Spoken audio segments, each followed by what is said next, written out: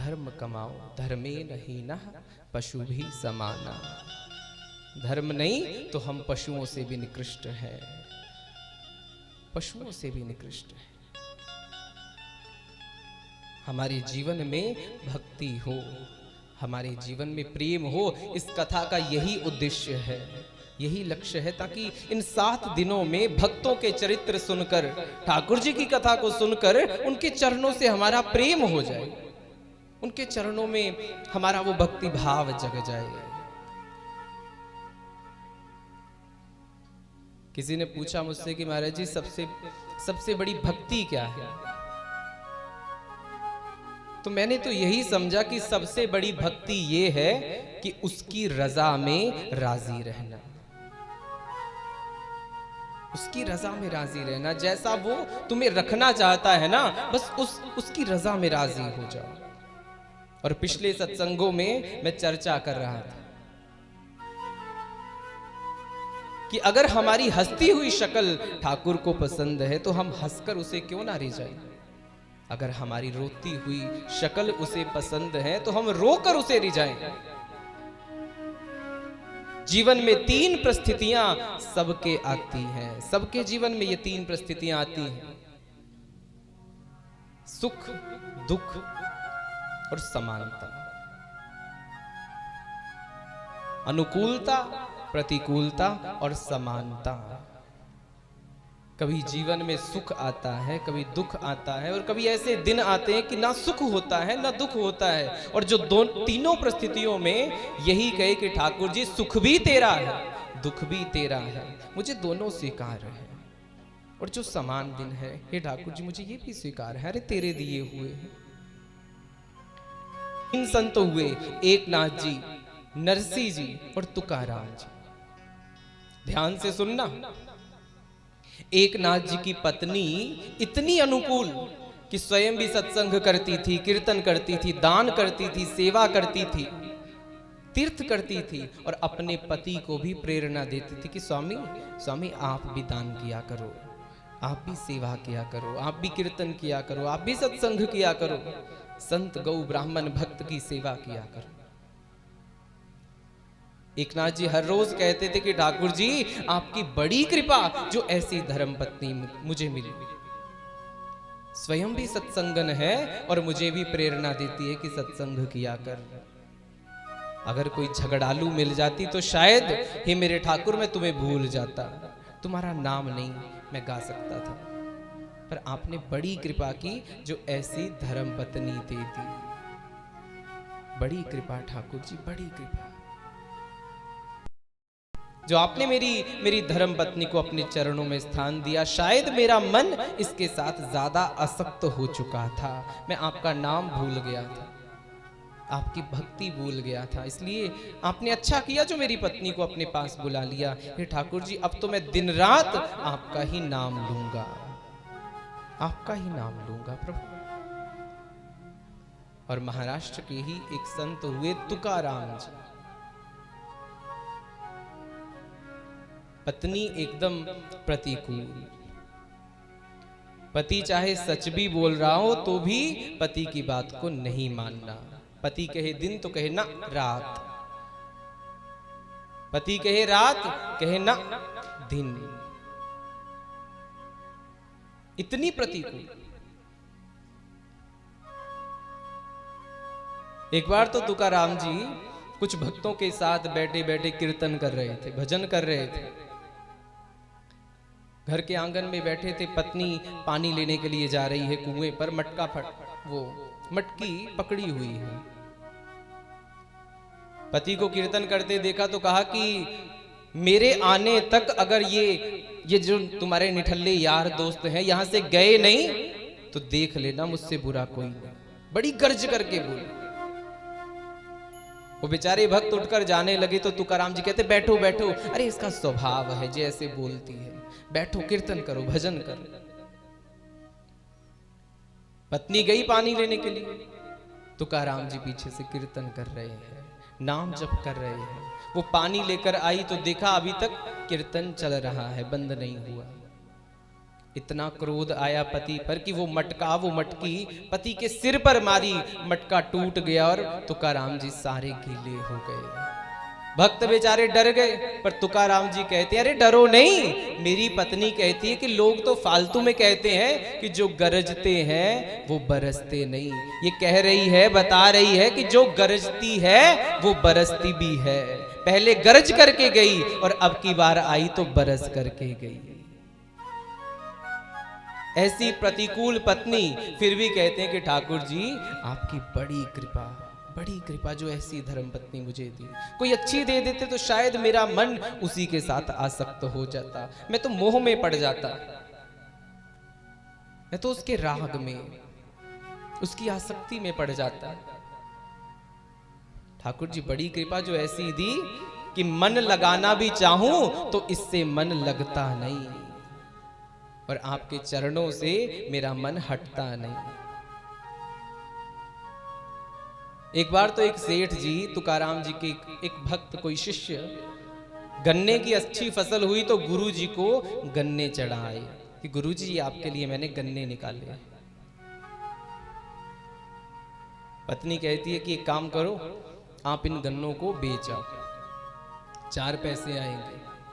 भोले वाले तुकाराम जी गन्नों को बेचने के लिए जैसे ही गए मार्केट में, बाजार में, विद्यालय में छुट्टी हुई, छोटे छोटे बच्चे तुकाराम जी के पास आए, कहने लगे कि बाबा बाबा एक गन्ना मोई भी दे दो, एक गन्ना मोई भी दे दो, एक गन्ना मोई भी दे दो। करते करते सारे गन्ने उन बच्चों को दे दिए। ये मेरे गोविंद आ गए, ये मेरे गोपाल आ गए, ये मेरे कन्हैया, ये माधव, सबको गन्ने दे दिए। एक गन्ना बचा, शाम को वो गन्ना लेकर घर आए।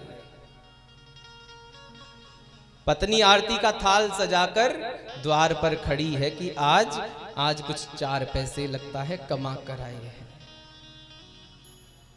जैसे ही घर पर आए, पत्नी ने आरती उतारी और फिर कहने लगी कि स्वामी थोड़ा लक्ष्मी का दर्शन मुझे भी करवाओ। तुकाराम जी कहते हैं कि देवी कौन सी लक्ष्मी?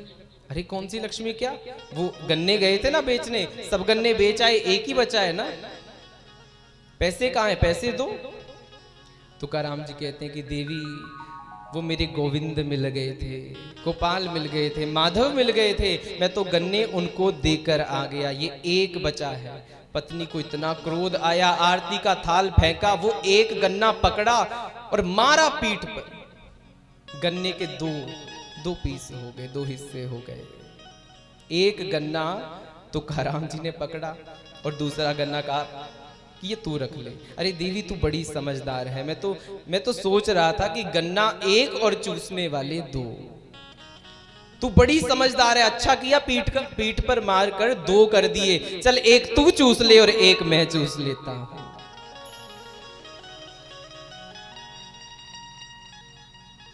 ऐसी धर्म पत्नी मिली, फिर भी तुकाराम जी कहते हैं कि ठाकुर जी आपकी बड़ी कृपा, आपकी बड़ी कृपा। एक की पत्नी अनुकूल है, वो कह रहा है कि ठाकुर जी आपकी बड़ी कृपा। एक की रही नहीं, वो कह रहा है ठाकुर जी आपकी बड़ी कृपा। और एक की पत्नी इतनी प्रतिकूल, और फिर भी कह रहा है कि ठाकुर जी आपकी बड़ी कृपा।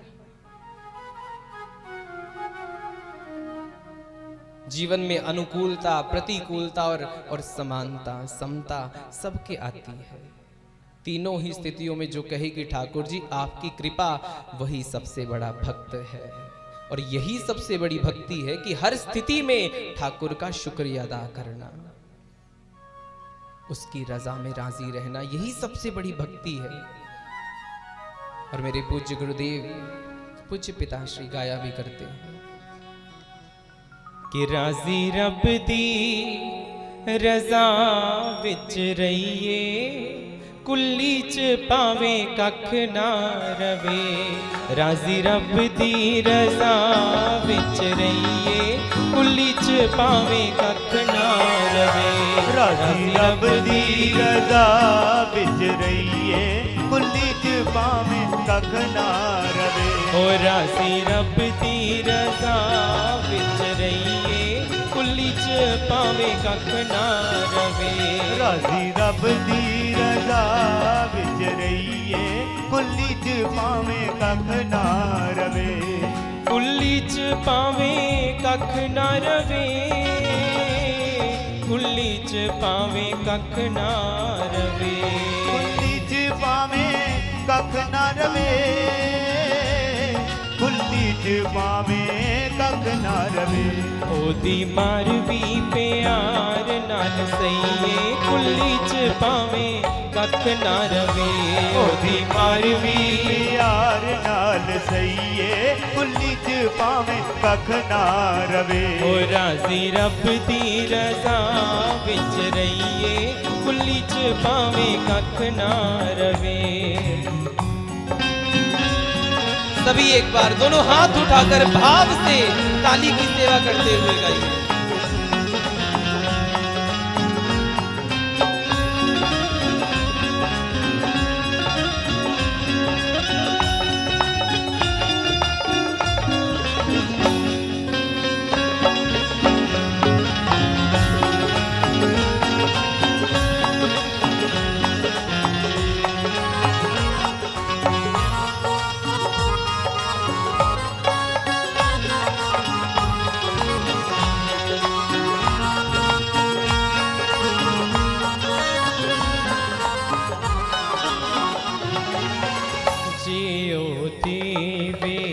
सूला दी सूली जे ओ देवे सूला दी सूली जे ओ देवे सूला दी सूली जे ओ देवे सूला दी सूली समझिए उसनु कलियां तो कूली समझिए उसनु कलियां तो कूली समझिए उसनु कलियां तो कूली समझिए उसनु कलियां तो कूली तेज फुल्लां दी समझ के पईए कुली च पावे कख ना रवे तेज फुल्लां दी समझ के पईए कुली च पावे कख ना रवे ए राजी रब दी रजा विच रहिए कुली च पावे कख ना रवे ओ राजी रब दी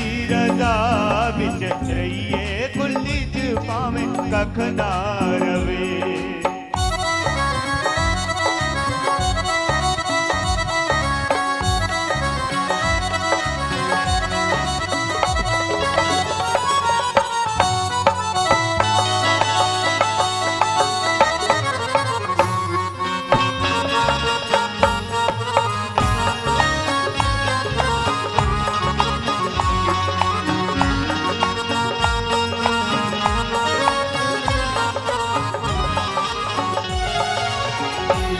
के कलिए अर्ज़ा दी अर्ज़ी लिख के कलिए अर्ज़ा दी अर्ज़ी लिख के कलिए अर्ज़ा दी अर्ज़ी लिख के कलिए अर्ज़ा दी अर्ज़ी मन्ने ना मन्ने अगे उस दी मर्जी मन्ने ना मन्ने अगे उस दी मर्जी मन्ने ना मन्ने अगे उस दी मर्जी मन्ने ना मन्ने अगे उस दी मर्जी एवे नाल तकदीर देना खइए कुली च पावे कख ना रवे एवे नाल तकदीर देना खइए कुली च पावे कख ना रवे ओ राजी रब दी रजा विच रहिए कुली च पावे कख ना रवे ओ राजी रब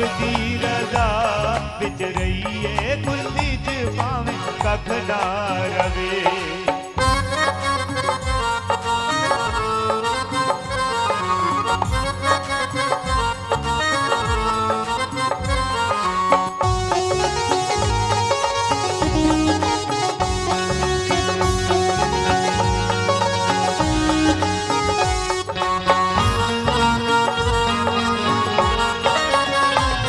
बोलिए वृंदावन बिहारी लाल की जय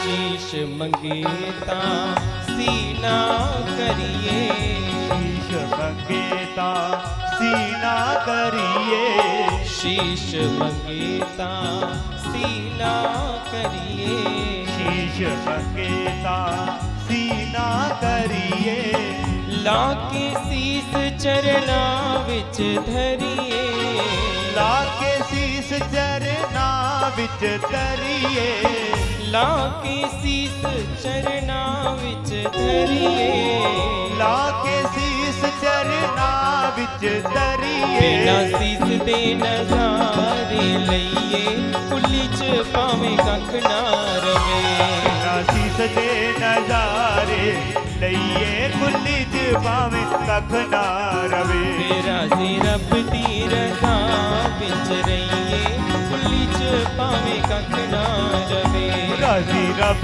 दी रज़ा विच रहिए, कुली च भावें कख ना रवे।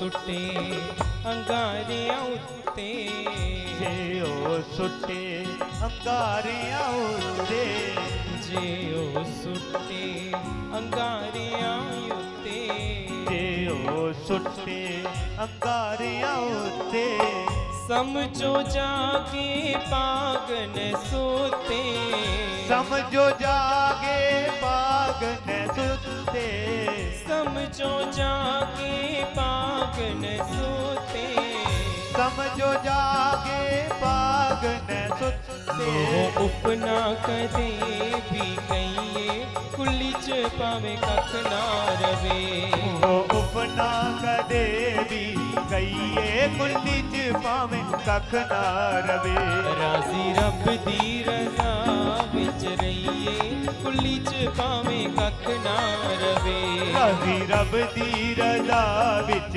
रहिए, कुली च पावे कख ना रवे, कुली च पावे कख ना रवे, कुली च पावे कख ना रवे, कुली च पावे कख ना रवे, कुली च पावे कख ना रवे, ओदी मर भी प्यार नाल सईए, कुली च पावे कख ना रवे, ओदी मार भी प्यार नाल सईए, कुली च पावे कख ना रवे, ओ राज़ी रब दी रज़ा विच रहिए, कुली च पावे कख ना रवे, राज़ी रब दी रज़ा विच रहिए, कुली च पावे कख ना रवे, राज़ी रब दी रज़ा विच रहिए, कुली च पावे कख ना रवे, ओ राज़ी रब दी रज़ा विच रहिए, कुली च पावे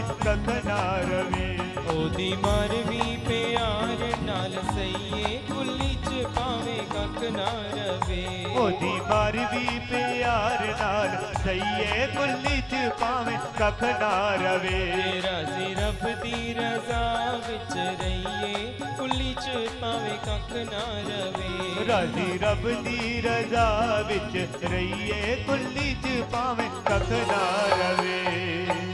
बोली वृंदावन बिहारी लाल की की जय। उसकी रजा में राजी रहना, ये सबसे बड़ी भक्ति है, यही सबसे बड़ी भक्ति है कि उसकी रजा में राजी रहना।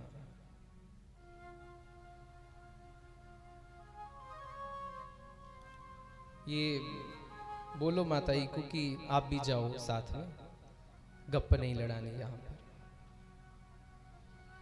दोनों को यहां से भेज दो, आप जाओ उधर से।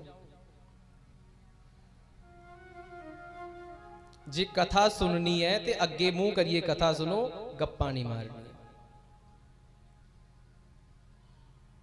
सारे का ध्यान भंग करते रहना, ये सबसे बड़ी भक्ति है। आइए अब आगे की कथा में प्रवेश करते हैं। कल रुक्मणी मंगल हम श्रवण कर रहे थे।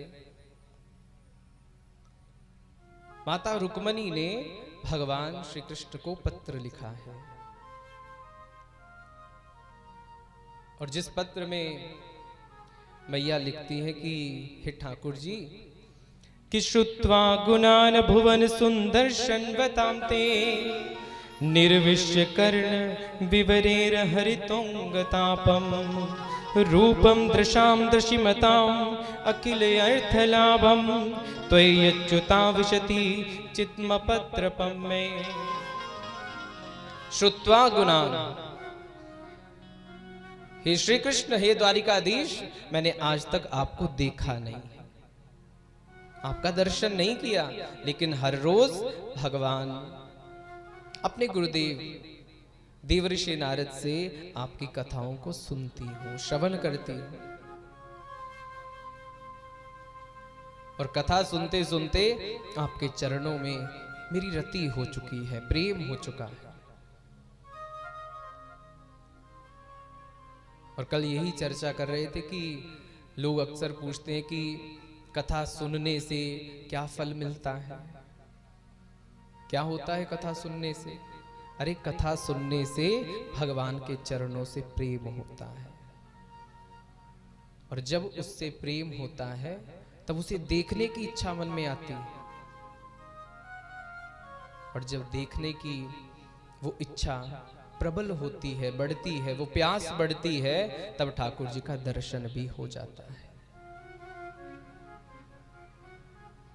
भगवान शिव कुंभज ऋषि के पास कथा सुनने के लिए गए कि एक बार त्रेता युग माही राम सिया राम सिया राम सिया राम राम सिया राम सिया राम सिया राम। एक बार त्रेता युग माही राम सिया राम सिया राम सिया राम। शंभु गए कुंभज ऋषि पाही राम सिया राम सिया राम सिया राम। शंभु गए कुंभज ऋषि पाही राम सिया राम सिया राम सिया राम। राम कथा मुनि बरज बखानी राम सिया राम सिया राम सिया राम। राम कथा मुनि बरज बखानी राम सिया राम सिया राम सिया राम। सुनी महेश परम सुख मानी राम सिया राम सिया राम सिया राम। सुनी महेश परम सुख मानी राम सिया राम सिया राम सिया राम। भगवान शिव कुंभज ऋषि के पास कथा सुनने के लिए गए। ऋषि ने राम कथा कही और शंकर ने कथा को सुना, बड़ा सुख मिला, बड़ा आनंद मिला। और कथा सुनने के बाद जिसकी कथा सुनी उसका दर्शन करने की इच्छा मन में आई, उसे देखने की मन में इच्छा आई। हृदय विचारत जात हर के ही विद दर्शन होए। मन में विचार आ रहा है कि कैसे भी उनका दर्शन हो जाए, वो राम मुझे दिख जाएं जिनकी कथा को मैंने अभी अभी सुना है। और देखो दो पात्र हैं, शिव और सती। एक के भीतर भाव है और एक के भीतर अहंकार है, अभिमान है। संत ने कथा कही, जिसके भीतर भाव है उसे कथा सुनने के बाद कथा से प्रेम हुआ, हरि चरणों से प्रेम हुआ, हरि को, राम को देखने की इच्छा मन में आई। और जिसके मन में अभिमान है, अहंकार है, उसके मन में भाव नहीं आया कि मुझे भगवान दिखे। जिसके मन में भाव आया, उसे दर्शन मिला तो हर्ष हुआ, आनंद हुआ। जय सच्चिदानंद जग पावन, अस कही चले ओ मनोज न सावन। वो जय जयकार करता है। और जिसके मन में श्रद्धा नहीं थी, अहंकार था, अभिमान था, उसे दर्शन करके शोभ हुआ। उसे लगा कि ये भगवान है, ये सच्चिदानंद है। अरे इन्हें तो इतना नहीं पता कि इनकी पत्नी का हरण करके कौन ले गया। वृक्षों से, लताओं से, पशु पक्षियों से, इन जीवों से पूछ रहे हैं कि मेरी पत्नी कहां पर है। हे खग, हे मृग, हे मधुकर श्रेणी, तुम देखी सीता मृग नहीं। अगर ये परब्रह्म होते, सच्चिदानंद होते, भगवान होते, तो इस तरह शोभ नहीं करते, इस तरह तड़पते नहीं।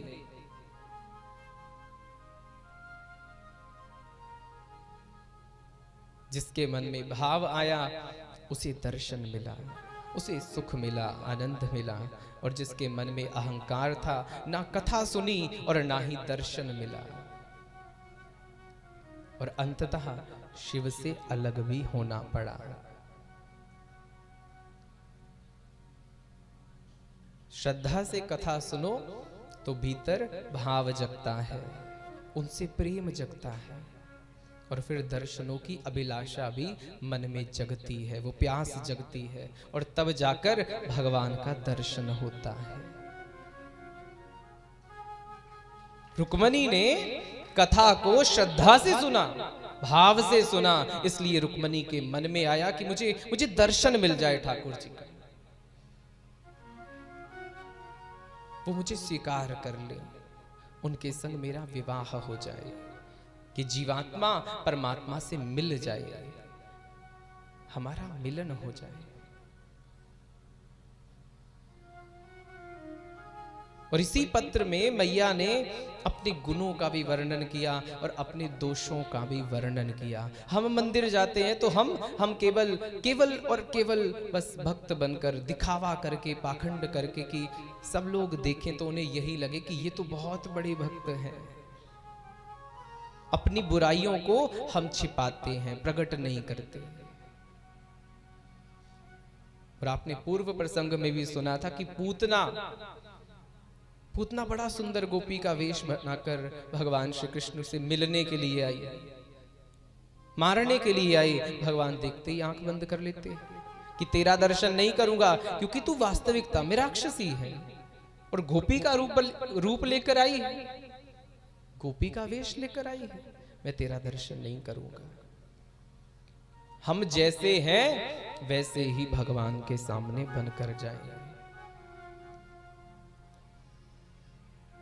सरल भक्त की यही सबसे बड़ी निशानी है कि वो जैसा है वैसा ही ठाकुर जी के सामने जाता है। इतनी गरीबी है, आज भगवान एक संत का रूप लेकर, सुदामा मैं तेरी गरीबी दूर करूंगा, संत का रूप लेकर सुदामा के द्वार पर पहुंचे। सुदामा जी भिक्षा मांगने के लिए गए थे। संत नारायण हरि कर रहे हैं, भिक्षाम देहि भवती भिक्षाम देहि, हे माता भिक्षा दे दे, माता भिक्षा दे दे। सुशीला ने देखा कि घर पर तो अन्न का एक दाना नहीं है, मैं इस संत को क्या दूं भिक्षा में। अच्छा कोई बात नहीं, थोड़ी देर तक रुकेगा फिर आगे निकल जाएगा। पर संत कोई और नहीं, भगवान श्री कृष्ण हटे ही नहीं दरवाजे से। जब 15 मिनट हो गया, आधा घंटा हो गया, तो सुशीला स्वयं घर के बाहर आई, कहने लगी कि महाराज हमारे घर अन्न का एक दाना नहीं